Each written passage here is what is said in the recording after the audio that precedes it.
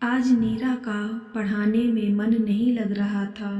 सिर दर्द के कारण दिमाग की नसें फटी जा रही थी। शक का कीड़ा जब मन में घुस जाए तो वह दिल दिमाग को ऐसे जकड़ लेता है कि इंसान शक और सिर्फ शक के मकड़ जाल में उलझता ही जाता है। ऐसा ही कुछ हो रहा था नीरा के साथ। मन की भले ना सुनो, मगर आंखों देखी को कैसे झुठलाया जा सकता है। नीरा का मन लाख कहे कि समीरा तेरी छोटी बहन है, तुझसे 10 वर्ष छोटी है, उसका दुनिया में तेरे सिवाय कोई नहीं है। मगर आंखें जब उसे अविनाश के साथ हंसते बोलते देखती तो तन बदन में आग लग जाती है। माना समीरा अभी बच्ची है, मगर अविनाश तो समझदार है। उन्हें तो जीजा साली के रिश्ते की नजाकत समझते हुए दूरी बनाए रखनी चाहिए। नीरा ने प्रिंसिपल से छुट्टी ली और घर की ओर चल दी। सिर दर्द तो था ही, मगर सच्ची वजह थी शक का कीड़ा जो उसके दिमाग में कुलबुला रहा था। अविनाश 3 दिन के टूर से के बाद आज सुबह ही आए हैं। समीरा की प्रिपरेशन लीव चल रही है। सारा दिन दोनों अकेले रहेंगे, कहीं कुछ कर ना बैठें। जो बात इतने महीनों से सिर्फ शक थी, उसे आज सबूत के रूप में देखने के लिए नीरा उतावली हो रही थी। आज सारा किस्सा खत्म हो जाएगा। नीरा ने ठान लिया था, आज मैं समीरा को घर से धक्का देने में जरा भी हिचकिचाऊंगी नहीं। मैं भूल जाऊंगी कि मेरी माँ ने मरते समय 9 वर्ष की मासूम समीरा का हाथ मेरे हाथ में देकर मुझसे वादा लिया था कि मैं माँ की तरह इसका पालन पोषण करूंगी, और मैंने किया भी। मुझे कभी निसंतान होने का मलाल नहीं हुआ। मैंने 19 साल की उम्र में इसकी माँ बनकर दिखाया। मम्मी पापा के एक्सीडेंट का इस मासूम पर इतना गहरा असर पड़ा था कि यह बुरी तरह सहम गई थी। मैंने और अविनाश ने उसे इस सदमे से उबारने में कोई कसर नहीं छोड़ी थी। मुझे क्या मालूम था कि यह मुझे ही सदमा देने वाली है। नीरा ने ऑटो रिक्शा घर से कुछ दूरी पर ही रोक दिया। घर का मुख्य द्वार खुला था। उसे खुशी हुई कि वह बिना आवाज किए चुपचाप बेडरूम तक पहुंच जाएगी। उसने धीरे धीरे से पर्दा सरकाया। टीवी पर कोई फिल्म चल रही थी। अविनाश और समीरा एक ही सोफे पर बैठे हंसते हंसते एक दूसरे पर गिरे जा रहे थे। हाथ में रखे पॉपकॉर्न इधर उधर बिखरते जा रहे थे। यह दृश्य देख नीरा भड़क गई। दिमाग इतना गर्म हो गया था कि उसे पता ही नहीं चल रहा था वह समीरा से क्या बोले जा रही है। बेशरम, मैंने बेटी से बढ़कर तुझे प्यार किया और तू मेरे ही घर में डाका डाल रही है। निकल जा मेरे घर से। साथ ही एक जोरदार थप्पड़ जड़ दिया उसके भोले मासूम चेहरे पर। समीरा हतप्रभ रह गई। दीदी क्या हुआ? इसके आगे कुछ न बोल पाई समीरा। अविनाश गुस्से से थरथरा रहे थे।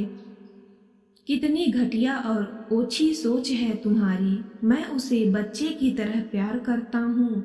बात काटते हुए नीरा चिल्लाई, बच्चे की तरह प्यार करते हो या बच्चा पाने की चाह में प्यार करते हो?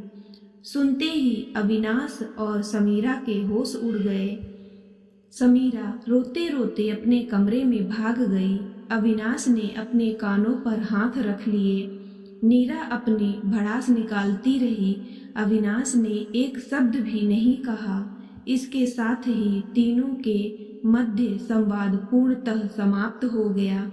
सारे घर में कब्रिस्तान सी चुप्पी पसर गई। समीरा प्राय अपने कमरे में बंद रहती। अविनाश अधिकांश समय घर से बाहर बिताते। नीरा निश्चिंत थी कि उसने अपने घर को बचा लिया है। उसके निश्चय कर लिया था कि 18 ही होते ही समीरा का विवाह करके इस समस्या को जड़ से ही उखाड़ फेंकेगी।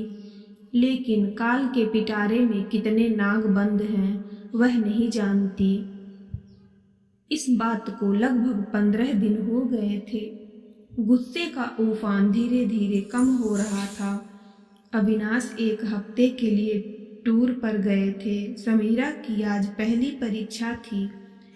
कहीं सोती ना रह जाए यह देखने के लिए नीरा समीरा के कमरे में गई तो समीरा के बिस्तर पर एक लेटर पैड पड़ा देखकर चौंक गई, जिस पर लिखा था, मैं घर छोड़कर जा रही हूँ, मुझे ढूंढने या पुलिस में रिपोर्ट लिखवाने का कष्ट मत करना।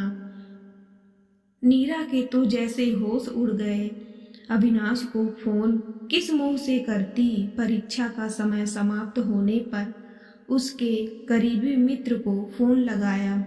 बहुत मिन्नत के बाद उसने बताया कि समीरा परीक्षा देने नहीं आई, उसने तो शादी कर ली है एक राजीव नाम के 32 वर्ष के युवक के साथ। उसी ने बताया कि नेट पर उसकी दोस्ती हुई थी उसके साथ। सुनकर दुख से अधिक गुस्सा आया। नीरा को यह नेट और मोबाइल पर 4 दिन की खुसर फुसर वाली बेमेल शादियां कहीं टिकती हैं भला। अपने को स्मार्ट समझ रही है। यह सिला दिया मेरी परवरिश का। अरे उसके भले के लिए 2 शब्द कह दिए तो क्या मुंह उठाकर चल देगी और बिना बताए शादी भी कर लेगी। नीरा के मुंह से आह निकल गई, लेकिन उसने अपने मन को समझा लिया। वह ढूंढने की कोशिश नहीं करेगी तो आ जाएगी अपने आप, किसी सहेली के घर छिपी होगी। लेकिन ऐसा कुछ नहीं हुआ। समीरा तो नहीं लौटी, मगर अविनाश लौटने पर नीरा पर बरस पड़ा। वह समझ नहीं पा रहा था कि इतना सब कुछ होने पर भी नीरा हाथ पर हाथ धरे बैठी है। अविनाश ने अपने स्तर पर समीरा को ढूंढने की मुहिम चला दी, लेकिन उसे कोई सुराग ना मिला। इस बात को 1 महीना हो गया था। एक रात इंदौर पुलिस स्टेशन से फोन आया कि समीरा ने मुंबई में आत्महत्या करने का प्रयास किया है। आप कूपर हॉस्पिटल विले पार्ले पहुंचो। खबर सुनते ही दोनों के होश उड़ गए और वे अगली फ्लाइट में मुंबई पहुंच गए।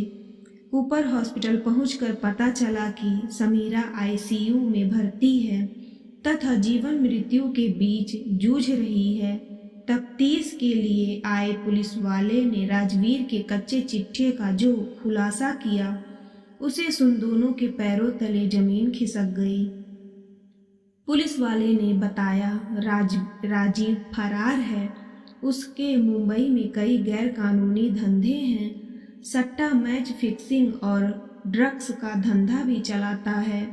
इंटरनेट पर लड़कियों से दोस्ती कर शादी रचाता है, बाद में धंधे में डाल देता है।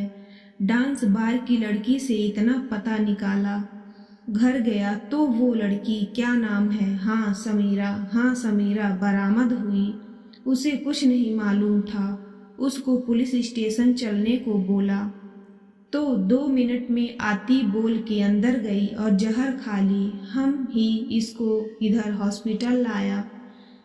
नीरा फपक कर रो रही थी और बार बार अविनाश से माफी मांग रही थी। अविनाश, मैं तुम दोनों की गुनहगार हूँ ना, मैं मूर्खतापूर्ण शक करती ना समीरा जल्दबाजी में यह बेमेल शादी करती। अविनाश आहत स्वर में बोला, नीरा, मैं समीरा को अपनी बच्ची की तरह प्यार करता था ताकि उसे पिता की कमी महसूस ना हो, पर तुमने तो गलत अर्थ ही निकाल लिया। मैं अपने बच्चे का रूप उसमें देख रहा था, वह अपने पिता का रूप मुझ में देखती थी। उस उम्र में बहुत अधिक अंतर होने की वजह से उसने बड़े सहज रूप से मुझे पिता के स्थान पर रख दिया था। समझने की कोशिश करो, जैसे ही तुमने मुझे उसकी जिंदगी से हटाया, उसने अपने से इतनी अधिक उम्र के व्यक्ति से ब्याह रचा लिया। उसके अंदर की तड़प को समझो। वह फादर फिगर ढूंढ रही थी और अचानक जब पुलिस ने खुलासा कर दिया कि वह इतना बड़ा क्रिमिनल है तो उसे धक्का लगना स्वाभाविक था। उसका विश्वास चकनाचूर हो गया। उसका खुद घर से विश्वास उठ गया। उसे लगा होगा कि जीवन में कुछ बचा ही नहीं। शायद यही सोचकर उसने जीवन का अंत करने का प्रयास किया होगा। नीरा के दो आंसू थमने का नाम नहीं ले रहे थे। उसे चुप कराते हुए अविनाश बोला, देखो, बीती बातों पर रोने का कोई फायदा नहीं है। बाकी सब बातें छोड़कर पुलिस से इजाज़त लेकर समीरा को घर ले जाने की तैयारी करो। हमें समीरा को एक बार फिर शारीरिक और मानसिक रूप से स्वस्थ करना है और उसमें इतनी हिम्मत पैदा करनी है कि वह आने वाली मुसीबतों का सामना बहादुरी से कर सके। फिक्र मत करो, हम दोनों उसके साथ चट्टान की तरह खड़े हो जाएंगे। अविनाश के मुंह से यह वाक्य सुनकर नीरा भाव विह्वल हो गई। पश्चाताप के आंसू आंखों से बहे जा रहे थे। वह समझ गई थी कि अविवेकपूर्ण व्यवहार और सोच रिश्तों में दूरी पैदा कर देते हैं। नीरा अविनाश को नहीं मालूम था कि समीरा होश में आ चुकी है और उन दोनों की बातें सुन रही है। उन दोनों को अपने पास देखकर जैसे समीरा की मृत प्राय काया में किसी ने जान फूंक दी। आज उसे मालूम हो रहा था कि अपनों का प्यार कितना बड़ा संबल होता है। जिंदगी में सही फैसले कितने जरूरी होते हैं। एक गलत फैसला जिंदगी को नरक बना देता है।